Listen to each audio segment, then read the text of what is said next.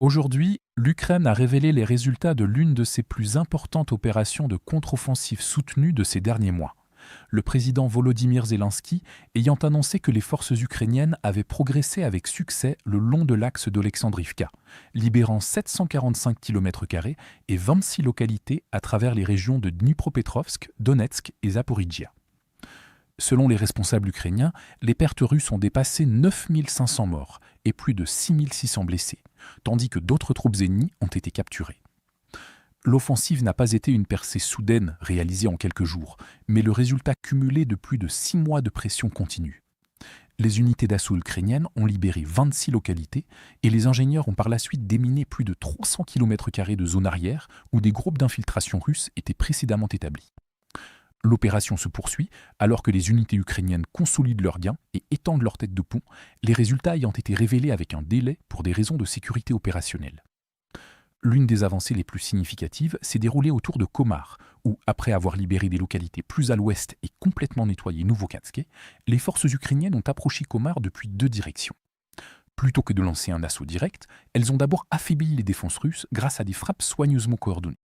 Un MiG-29 ukrainien a largué des bombes de précision GBU-39 sur une place forte russe stockant des munitions à l'intérieur du village, tandis que des drones bombardiers ont détruit un système de lance-roquettes multiples russe Uragan chargé qui se dirigeait vers sa position de tir.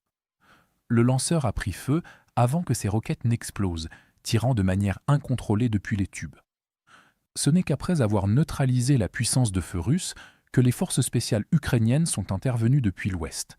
Elles ont isolé la localité, maintenu une surveillance constante par drone et nettoyé systématiquement les positions ennemies restantes. Les soldats russes qui ont refusé l'offre de reddition et ont ouvert le feu ont été tués, tandis que d'autres ont été capturés. Des images russes ont montré plus tard leur artillerie bombardant Komar elle-même, confirmant involontairement que le village était déjà tombé sous contrôle ukrainien.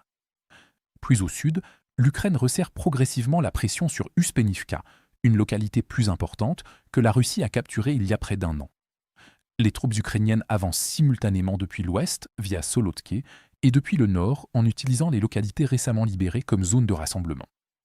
Des images russes montrent l'artillerie tirant vers les approches ukrainiennes à l'extérieur de Solotke, démontrant que les combats ont déjà atteint la périphérie. Parallèlement, les forces ukrainiennes se sont infiltrées derrière les positions russes au nord d'Uspenivka, menaçant la principale route logistique qui approvisionne les défenseurs en la plaçant sous contrôle de tir. Les nombreuses rivières et le nombre limité de localités rendent l'approvisionnement russe difficile, forçant les renforts à emprunter des itinéraires prévisibles, vulnérables aux tirs ukrainiens. En soutien à l'offensive, un MiG-29 ukrainien a effectué une nouvelle frappe de précision contre le poste de commandement des drones de la 36e brigade de fusiliers motorisés séparés russes, perturbant davantage la coordination russe sur le champ de bataille. Dans le même temps, la zone centrale du secteur illustre comment la détérioration de la logistique russe façonne de plus en plus le champ de bataille. Les avancées ukrainiennes ont repoussé les troupes russes au-delà de la rivière, tandis que de nombreux groupes d'infiltration restants se sont retrouvés effectivement abandonnés par le commandement russe. Au lieu de rétablir la situation, les forces russes se sont de plus en plus appuyées sur des vidéos symboliques, montrant des drapeaux plantés dans des localités en ruine. Pendant ce temps, les troupes ukrainiennes ont continué à infiltrer des positions affaiblies, tandis que l'infanterie russe doit désormais, selon les rapports, marcher entre 5 et 10 km le long de routes exposées, simplement pour atteindre les villages de première ligne, avant de tenter de se regrouper pour des assauts. Les lourdes destructions dans les localités ne laissent pratiquement aucune zone de rassemblement protégée, empêchant la Russie de concentrer ses forces pour des opérations offensives significatives. Dans l'ensemble, l'indication la plus claire de la détérioration de la position russe est que même les analystes militaires russes ont commencé à reconnaître les avancées ukrainiennes sur cet axe.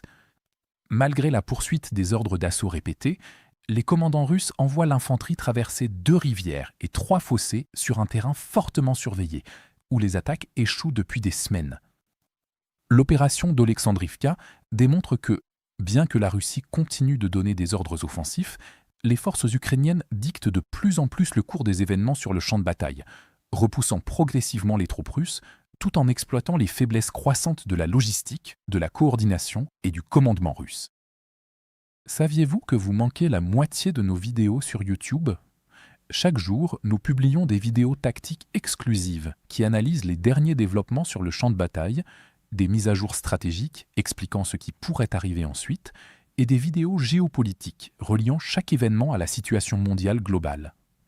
En devenant membre, vous débloquez l'intégralité de la chaîne, tout en soutenant directement le travail qui rend ces vidéos possibles.